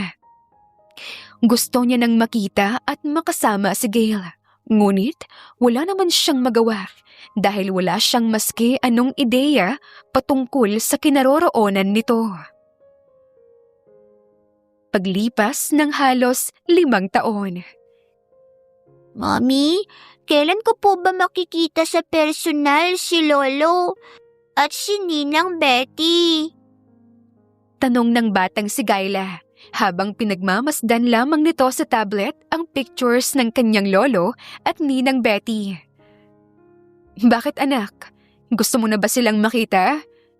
Tugon ni Gail habang kasalukuyan siyang naghahanda ng pagkain nilang dalawa ng kanyang anak. Tumangutango naman ang batang si Gail. Opo, Mommy. Si Ninang Betty, misyang ko lang po siyang nakausap sa video call. Pero si Lolo, di ko pa po siya nakakausap. Naupo si Gail sa tapat ng anak niya at sinimulang lagyan ng pagkain ang pinggan ng bata. Kung talagang gusto mo silang makita ng personal, pwede naman natin silang puntahan. Talaga po, Mommy? Oo naman anak. Siyempre, lolo mo pa rin yun. At hindi ko naman siya ipagkakait sa'yo na makita siya at makasama. O siya, sige na. Itabi mo na yung tablet mo para makakain na muna tayo. At mamaya na natin pag-usapan ang tungkol sa pag-alis natin. Tumangutango naman si Gayla at mabilis na sinunod ang utos ng kanyang ina. Napangiti si Gail. Sa ilang taon na malayo sila sa ama niya, naging masaya naman siya kapiling ang kaniyang anak. Ngunit hindi niya ma-de-deny sa sarili na namimiss na rin niya ang mga taong mahahalaga sa buhay niya. At hinihintay na lang din talaga niyang mag-request sa kanya ang anak niyang puntahan ang mga ito. Matapos nilang kumain, pinag-usapan nga nila ang pag-alis nila. Hindi na rin sila nagsayang pa ng oras nang kaagad na silang mag-impake. Una silang nakipagkita kay Betty na siyang tuwang-tuwa. Nang sa wakas ay nakita na nitong muli ang matalik na kaibigan, pati na rin ang inaanak. Ay, masaya akong makita kayo, lalo na itong inaanak ko. Grabe, napakalaki mo na talaga, Gayla. Ang ganda-ganda mo din, manang-mana ka sa ninang. Niyakap ni Betty ang bata bago niya muling binalingan ng masungit at nagtatampong tingin ang kanyang kaibigan. Nagtatampo pa rin ako sa'yo. Sabi mo sa akin lagi mo akong kukontakin, pero inabot ng ilang taon bago mo ako kinontak. Sorry na, Betty. Nag-ingat lang talaga ako. Kasi alam kong lalapitan ka ni na Daddy para hanapin ako. Isa pa, nandito naman na kami oh. I'm back for good. Siya nga pala, handa ka na bang makita siya? Alam mo ba na mahal ka niya? Ngayong naging assistant na siya ng daddy mo at mukhang talagang hinintay niya ang pagbabalik mo. Pabulong na wika niya, patukoy kay Arthur. Don't worry, Betty. Nang maisip kong bumalik, na-consider ko na rin ang pagkikita naming dalawa. Handa na ako. At gusto ko rin talaga siyang makausap. Nagbanding lang silang tatlo bago dumiretso sina Gail sa mansyon nila nang walang pasabi. Kung kaya't labis ang pagkagulantang ng mayor nang makita ang kanyang anak makalipas ang ilang taon. Gail, anak, totoo na ba ito? Hindi na ba ako namamalik mata lang? Nagbalik ka na nga bang talaga? Yes, Dad. I'm here. I'm back. Tugon ni Gail na siyang nagpipigil ng luha. Mahigpit na niyakap ng mayor ang kanyang anak at pareho nga silang naluhang dalawa. Sa tagal ba naman kasi nilang nagkahiwalay? Mabuti at nakabalik ka na, Gail. Ang tagal kitang hinanap. Teka, siya na ba ang apo ko? Patukoy nito sa batang kasama ni Gail. Oo, Dad. Siya si Gayla. Apo ninyo. Hello po, Lolo. Sa wakas, nakita ko na rin po kayo. Natutuwang bulalas ng batang si Gayla. Niyakap ng mayor ang kanyang apo at masayang pinagmasdan ni Gail ang dalawa. Siya nga pala. Kung gusto mo siyang puntahan, naroon siya sa opisina. Matagal ka na rin niyang hinihintay. Maya-maya ay bigkas ng ama ni Gail at batid niya kung sino ang tinutukoy nito. Iniwan na nga muna ni Gail ang kanyang anak sa kanyang ama at nagtungo siya sa opisina. Nag-ipon siya ng lakas ng loob dahil kinakabahan siya. Kinakabahan siyang makita ang taong minsan na niyang minahal at batid niyang hanggang ngayon iniibig pa rin niya. Kahit ilang taon na ang lumipas.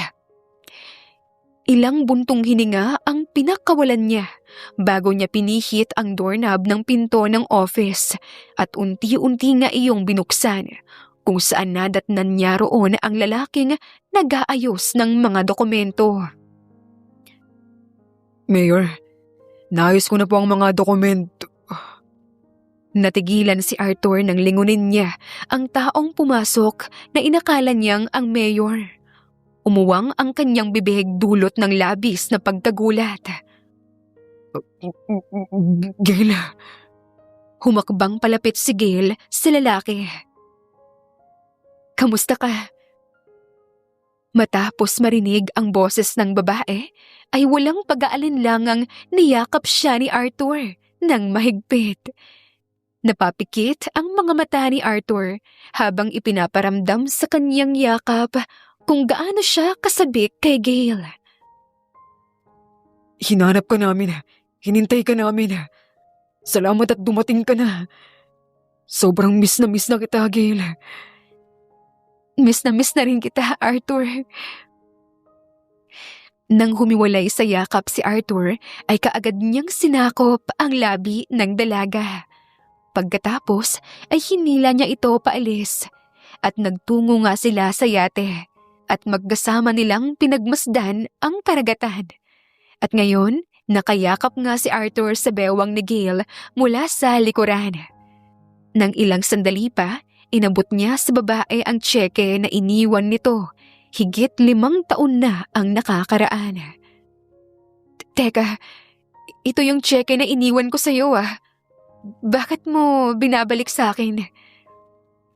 Hindi ko alam na seryoso ka pala noon nung ino-offeran mo ako ng 10 milyon para buntisin ka. Pero gusto ko lang sabihin na wala akong pakialam sa perang yan. Alam kong gusto mo lang magkaroon ng anak dahil natatakot kang kapag nagmahal ka. Maiiwan ka lang din at masasaktan. Pero gusto kong malaman mo na handa akong panindigan ka. Gusto kong maging tatay ng anak natin. Gusto kong kasama mo ako sa pagpapalaki sa kanya, Gail. Mahal kita. I know it took years for me to finally say it. Pero totoong mahal kita. Hindi ko alam kung maniniwala ka pero handa akong samahan ka at manatili sa tabi mo hanggang sa huli. Kahit pag-aano kagulo ang mundo mo. Natouch ang puso ni Gail sa narinig. Kaya naman, umikot siya upang makaharap ang lalaki. At nagtagpo ang kanilang mga matang nangungusap at tila ba marami pang gustong sabihin sa isa't isa. Pinagsiklop ni Gail ang kanilang mga kamay. Hindi ko akalain na kaya mong baliwalain yung ganong kalaking pera para lamang sa akin at sa responsibilidad para maging ama. Sabi ko naman sa iyo, di ba? Walang halaga sa akin ang pera. Ang mahalaga sa akin ay ikaw at ang anak natin. Handa akong protektahan kayo. Maaaring ang sinabi ko noon na takot akong mahulog sa tao. Pero hindi ko kayo kayang baliwalain ng anak natin. Dahil sa inyo, nagkaroon ako ng rason para mabuhay ng matagal. Kayo ang naging lakas ko, naging pag-asa ko, at kayo rin ang dahilan kung bakit mas pinili kong magbagong buhay. Kung gusto mo ng tahimik na mundo, handa akong samahan ka sa mundong yun. Mamumuhay tayo ng masaya at payapa kung yun ang gusto mo. Malayo sa gulo, panganib at takot. Ikaw, ako, at ang anak natin. Alam mo, napapatanong ako ngayon kung ano kayang magandang ginawa ko sa past life ko para makakilala ako ng isang taong katulad mo. Hindi mo na kailangan magtaka kasi deserve mong mahalin. You deserve all the good things in life, Gail. Nagpalitan sila ng ngiti sa isa't isa, pati na rin ng isang mabilis na halik. Gusto mo na ba siyang makita? Maya-maya ay tanong niya. Bahagyang kumunot ang noo ni Arthur nang sa umpisa ay hindi niya naintindihan kung sino ang tinutukoy ni Gail. Ngunit kalaunan, nang kanyang mapagtanto kung sino yon, ay otomatikong lumamlam ang kanyang mga mata. Nagtungo nga sila sa mansyon kung saan naroroon ang kanilang anak. Naabutan nilang kakwentuhan ng batang si Gayla ang kanyang lolo. Nang matanaw ni Arthur ang kanyang anak, ay hindi niya napigilan ang maging emosyonal na mababakas sa kanyang mga mata. Siya ang anak natin. Siya si Gayla. Pagpapakilala niya sa kanilang anak habang pinagmamasdan nila itong masaya kasama si Mayor. Ilang saglit lang ay napunta na sa kanilang direksyon ang atensyon ng Mayor, dahilan kaya napatingin na rin sa kanila ang batang si Gayla na umuwang ng bahagya ang bibig at namilog ang mga mata. Matapos nitong makita ang lalaking kasama ng kanyang ina. Kaagad itong tumayo at tumakbo palapit sa lalaki at sumigaw ng daddy. Napaluhod si Arthur para salubungin ang yakap ng kaniyang anak. Habang pagtataka naman ang siyang bumukas sa mukha ni Gail. Dahil sa pagtataka kung paanong nakilala ng kanyang anak ang ama nito. Gayong hindi pa naman niya ito na ipapakilala sa lalaki. Gayla anak, bakit mo siya tinawag na daddy? Pinakita po sa akin ni Lolo kanina yung picture niya at sinabi po niya sa akin na siya raw po ang daddy ko. Tinapunan ng tingin ni Gail ang kanyang ama na siyang nag-iwas lamang ng tingin. Mami, magkamukha po kami ni daddy, di ba? Anak, maganda ka. At dahil maganda ang mami mo, ibig sabihin ako ang kamukha mo. Pero sabi ni Lolo, si daddy raw po ang kamukha ko eh. Dahil dito, naningkit muli ang mga matang muling tiningnan ni Gail ang kanyang ama na nag-iiwas pa rin ng tingin sa kanya. Habang si Arthur naman ay natatawa na lamang sa kanyang mag-ina. Simula nga ng araw na yon, niyakap na ni Gail ang buhay at realidad na hindi lang silang dalawa ng anak niya, kundi nariyan din ang lalaking mahal niya na si Arthur, na kalaunan pinakasalan siya at naging responsableng ama at asawa. Nariyan din ang kanyang amang suportado sa lahat ng gusto niya at kitang-kita rin kung gaano nito kamahal ang apo nito. Kung saan balak na rin nitong magretiro sa pagiging politiko. Nariyan din ang kaibigan niyang si Betty na kailanman ay hindi siya iniwan. Ngayon, punong-puno na ng saya at pagmamahal ang puso ni Gail. Matapos magretiro ng kanyang ama sa pagiging mayor, ay lumipat na rin sila ng tahanan at nagsimula ng panibagong buhay. Buhay na payapa at simple. Kasalukuyang nasa yate si Gail habang nililipad ng hangin ang kanyang buhok. Mami, kung nasaan ka man ngayon, alam kong masaya ka para sa akin at sa pamilya natin. May anak na ako at napalaki ko siya ng tama at mabuti. May asawa na rin ako na tiyak akong approve sa'yo. Kasi mabuti rin siyang tao. Inaalagaan niya kami ng anak namin. Nag-retire na rin si Daddy at hindi na siya isang politiko. Pero syempre tumutulong pa rin naman siya sa mga ibang tao. Sayang nga eh. Mas masaya sana kung nandito ka pa sana sa amin, Mommy. Miss na kita. Alam kong balang araw, magkikita at mabubuo rin tayo. Kung nasaan ka man ngayon, sana payapa ka, hindi ka natatakot, at malaya ka. Hindi na niya napigilan ang sariling mapahagulgol na lamang habang inaalala ang kanyang ina. Sakto naman ang pagdating ni Arthur na kumuha ng drinks na dagling niyakap ang asawa. Miss na miss ko na si Mommy. Panigurado ako na miss ka na rin niya kung nasaan man siya. Mrs. Aguirre, kung nasaan ka man po ngayon, huwag na po kayong mag-alala sa anak ninyo kasi ako na po ang bahala sa kanya. Hinding-hindi ko po siya pababayaan dahil na mahal ko po ang anak ninyo, pati na rin ang apo ninyo. Mas lalo ngang napahagulgol si Gail sa sinabi ng kanyang asawa at para patahanin sa pag-iyak, hinagkan ni Arthur ang labi ni Gail na siyang tinugunan din naman nito kaagad. Tinupad ni Arthur ang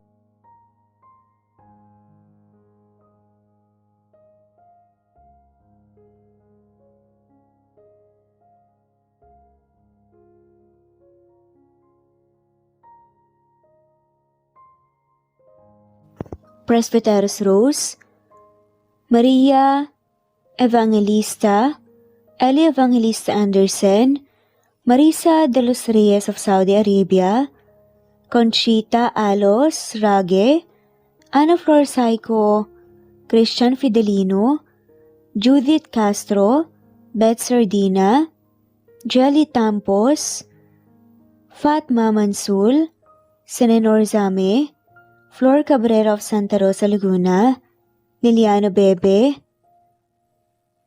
Ostonalito Elvi Candontol, Eli, Romana Gorospe, Marilyn Sasaki of Japan, Flordet, Elizabeth, Tena, Rad TV of Hong Kong, Jean the Best of UK, Nizar Sams, Annie Hoson, Eli Bitasolo, Marilyn San Jose, Imelda Fortes of Calamba City, Violeta Irgarin of Kamsur, Flordet, Jessica Vargas, Jingjing, Rosa Franca Abelian of Cebu, Wendy Goth of Japan, Teresita Schmid, Theodora Gamit, Rebecca Tezuka of Japan, Nori, Bailin, Margie Angon of Maragondon, Batang Ibunan, Marilu Gulmatico, Leda Dapito, Geraldine Ana Victoria Linley of Macau, Marites Nitura, Reynante Salamanya, Pasita Eliazar, Jingjing Nazareno, Gina Monge, Rosemary Vasquez, Mercy Villantes, Freda Reyes, Teresita Loida Gabas, Christian Fidelino, Ellie, Wilma Dargantes, Teresita de los Santos, Teodora Gamit, Rosemary, Romana, Leonisa, Kidim, Jean Debes, Eddie Codillian of Winnipeg, Canada, Flor, Ellie, Emily, Elila, Merlin, Leonisa Azotes, M. Season Vlog, Princess Rocker, Emma Gura, Flora Pasita Eliazar of Ontario, Canada, Ellie Bitasol of Milan, Italy, Carmencita Falcon, Rayland Pudadera, Marilu Gulmatico, Imelda, Liliano, Senen, Fatma Mansul, Teodora Gamit, Mercy, Evangeline Zamora, Chabidal, Kinciano Obas, Charlene Cartilla, Sofia Moore, Dumlao of Santiago City, Andrea Taga, Teodoro Rolyuki, Ligaya Calvo, Maria Teresa Rosendo Corpin, Ida Rojas, Stephanie Arroyo, Kidim, Bonifacio Quinzon, D.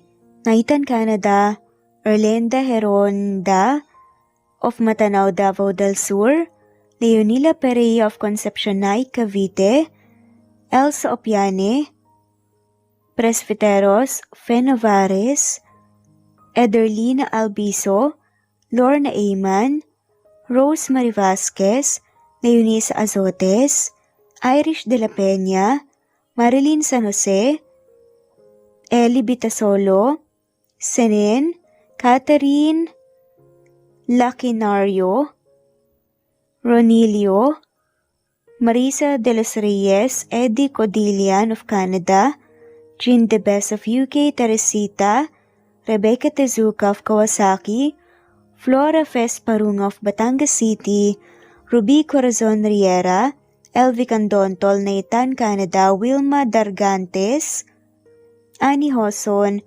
Romana, Flor, Teodora Gamit, Nizer Sams, Emily Borak, Evangeline, Yana Binyon, Kimberly Ann Kempis, Teodora Gamit, Merlilyn Carmen Calunod, Christy Cabrera, Edralina Gatyoan, Nori, Teresita Schmid, Liliano Bebe, Rosalinda Isidro, Leonora Pandakila, Mary Jean Malunes, Maria Anita Saltarin, Marlene Bosico, Pasita Eliazar, Celia Harabejo, Lovely Angel, Maria Elena Barosa, Chari Patata, Susan Melinda Gelit, Gloria Lucas of Poblacion Norte, Licab, Nueva Ecija,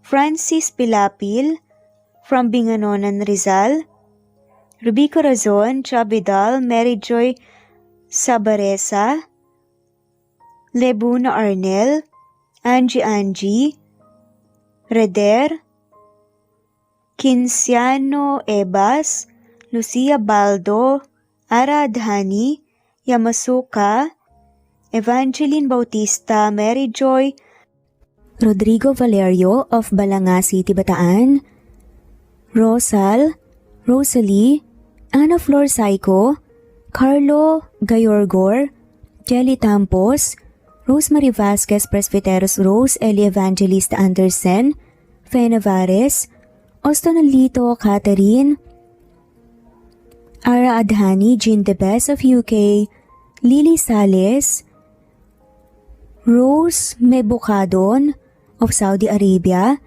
Ellie, Liliano Bebe of Italy, Lily, Loida Gabas, Ellen Cervantes of Malolo City, Bulacan, Evangeline Zamora, Jennifer Odias of Claveria Miss Oriental, Nori, Annalyn Divina Gracia, Merlilyn Linley Nora Balias of Siargao Island, Meding, Elvi Candontol, Wilma Dargantes, Helen Murillo, Ara Adhani, Carmencita Falcon, Ederlina Albiso, Florence De Leon, Rebecca Tezuka, Annie Hoson, Matea Ejes, Nancy Navarra, Teresita Schmid, Mercedita San Jose of Antipolo City, Princess Rocker, Marilu Gulmatico, Ana Victoria, Imelda Fortes of Calamba City, Jan Lulete, Batang Ibunan, Pinay, Elsa Kimura, Fatima, Ellie Ramirez of Caloocan, Liliano, Saida, Flordet, Helen Murillo, Jelly Tampos, Senen Orzame, Elaila, Leonisa Azotes of Bacolod City, Pasita Eliazar, Romana Gorospe, Flor Cabrera of Laguna, Carmencita Falcon, Ronilio, Conchita Alcos, Rosemary Vasquez, Eli Bitasolo of Milan, Italy, Marilyn San Jose, Fe Navares, Annie Hoson, Evangeline Zamora, Imelda Taay, Charlene Cartilia, Julieta Hermosura, Elvi Candontol, Teresita Schmid,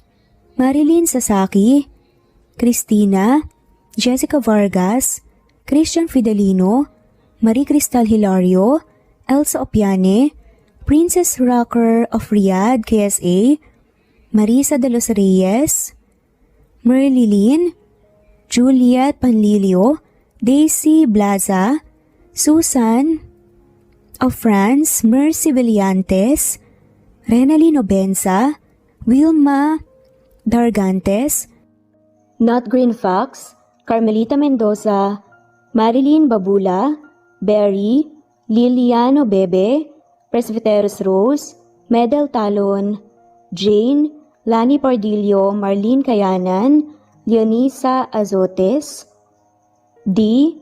Marie Ramos, Araceli Lilio Saria, Miras Channel, Raquel Epe, Gina Tutor, Jane, Hartley, Sunshine Sotalbo, Maricel Cabigon, Merlin Baroza, Gina Marayo, Merlin Rodel Obejero, Hans, Cecilia Comoda, Tahani Vlog, Merlin, Kuya Atok, Maria Merly Brogada, Marilu Cabantak, Filipina, Eileen, Mercedita San Jose, Lovina Galang, Lilian, Teresita de Jesus, Monina Aviles, Yula Pedrona, Romana Gorospe, Rosemary Vasquez, Marley Lazaraga, Leonisa Azotes, Jocelyn Tancinco, Estelita Mahia, Ding Lege, Marisa de los Reyes Arroyo, Leia Paul Vinar, Steve the Music, Rain, Presbyteros Rose, Ostonalito, Alexa Ani, Matea Estrella, Agustina, Onaba Cogin, Jessica Vargas, Celine, Merlilyn Baroza, Annie Hoson, Elimana Lili, Mercy Villantes, Eli Evangelista Anderson, Eli Bitasolo of Italy, Ann Mariano, Fredelisa de Guzman, Carmencita Falcon, Merlin Bravo, Cecilia Ramos, Evangeline Zamora, Edralina Gatchoan, Marites Nitura, Agustina Niceto, Marian, Ann Aliflor, Lily Roda Barcial, Alma Ebdao, Minda Tandok, Flores, Melinda Sano, Thelma Mora, Juliet Panlilio, Edna, Elvie, Delia, Fenavares, Sally Lariano, London Villas, Danica Selga, Lani Pardillo, Teresita Schmid, Charlie, Nora Bell Evans, Roger, Lloyd Dasalon, Bella, Nelly Ortiz, Mary Rose Carillo Jesusa, Enday Samante, Enday Lebra, Yolanda Tejida, Honey Villasenor, Tessie, Marichan, Ann Mariano, Wilma Guzman, Gabrielio, Liu, Maria Rica Natividad, Melanie Juan, Anita Hernando, Teresita Arevalo, Raquel Magno, Carmencita Falcon, Flordet, Nat Greenfax, Luz Templo Nuevo, Teresita Schmid, Flor Cabrera, Virginia Salazar, Luz Templo Nuevo, Leia, Madeline Tagle, Wilma Villafuerte, Isaac Ablon, Menchita de Belen, Federico, Mercy Edrosolo, Fe, Adamson Machas, Quinciano Ebas, Eli Ramirez Elizabeth Gilas, Harem Ruhi, Julius Edna Romero, Charlie Angelina Samia, Emma Gadiano, Rosemary Vasquez, Lisa, Estelita Mahia, Elvi Candontol, Corazon Danke of University of Eastern Philippines University,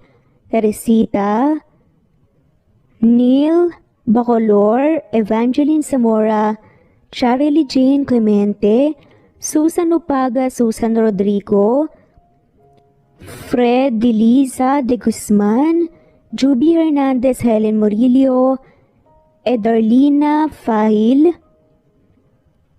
Rosie, Juliet Kaday, Kuya Atok, Betty Losnong, Crescen, Susana, Tessie, Rumbawa, Lovina Galang, Aida Jurado, Emily Kinlog, Mirna Hamero, Liz Berito, Gabrielio, One Spotify, Imelda Fortes of Columbus City, Larry Malapaya, Dance, Remy's Life Official, Ellie Evangelist Anderson, At shoutout na rin po sa lahat na mawalang sawang sumusubaybay. Sa mga gusto pong magpa-shoutout, i-comment lamang po ang inyong pangalan at kung tigisan po kayo para ma-shoutout kayo sa next video. Thanks for listening. Muli ito ang Cat Amazing Stories. God bless everyone.